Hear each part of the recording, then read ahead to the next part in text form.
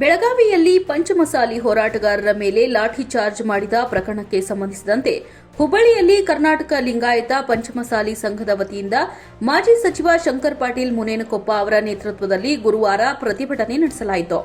ಇಲ್ಲಿನ ಶ್ರೀನಗರ ಕ್ರಾಸ್ ಬಳಿಯಲ್ಲಿ ಪಂಚಮಸಾಲಿ ಮುಖಂಡರು ರಸ್ತೆ ತಡೆ ನಡೆಸಿ ಪ್ರತಿಭಟನೆ ಮಾಡಿ ಸರ್ಕಾರದ ವಿರುದ್ಧ ಧಿಕ್ಕಾರ ಕೂಗಿ ಟೈರ್ಗೆ ಬೆಂಕಿ ಹಚ್ಚಿ ಆಕ್ರೋಶ ವ್ಯಕ್ತಪಡಿಸಿದರು. ಪಂಚಮಸಾಲಿ ಮೀಸಲಾತಿಗಾಗಿ ಹೋರಾಟ ಮಾಡುತ್ತಿರುವವರ ಮೇಲೆ ಮುಖ್ಯಮಂತ್ರಿ ಸಿದ್ದರಾಮಯ್ಯ ನೇತೃತ್ವದ ಸರ್ಕಾರ ಪೊಲೀಸರ ಮೂಲಕ ಲಾಠಿ ಚಾರ್ಜ್ ಮಾಡಿದ್ದು ಖಂಡನೀಯ. ಪಂಚಮಸಾಲಿ ಮೀಸಲಾತಿ ಬೇಕೇ ಬೇಕು ಅಂತ ಪಟ್ಟು ಹಿಡಿದು ಆಗ್ರಹಿಸಿದರು. ಈ ವೇಳೆ ಮಾತನಾಡಿದ ಶಂಕರ್ ಪಾಟೀಲ್ ಮುನೇನಕೊಪ್ಪ ಅವರು ಪಂಚಮಸಾಲಿ ಹೋರಾಟಗಾರರ ಮೇಲೆ ಲಾಠಿ ಚಾರ್ಜ್ ಮಾಡುವ ಮೂಲಕ ಹೋರಾಟ ಹತ್ತಿಕ್ಕುವ ಕೆಲಸ ಮಾಡಿದೆ.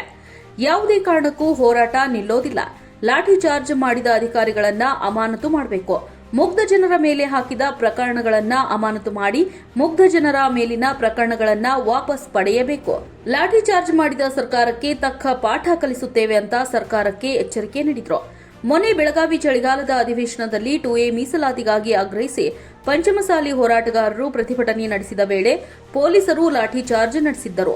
ಇದನ್ನ ಖಂಡಿಸಿ ಬಸವಜಯ ಮೃತ್ಯುಂಜಯ ಸ್ವಾಮೀಜಿ ರಾಜ್ಯದಾದ್ಯಂತ ಪ್ರತಿಭಟನೆಗೆ ಕರೆ ನೀಡಿದ್ದು, ಈ ನಿಟ್ಟಿನಲ್ಲಿ ಧಾರವಾಡ ಜಿಲ್ಲೆ ಸೇರಿ ರಾಜ್ಯದಾದ್ಯಂತ ಪ್ರತಿಭಟನೆ ಕಾವು ಕಂಡುಬಂದಿತು.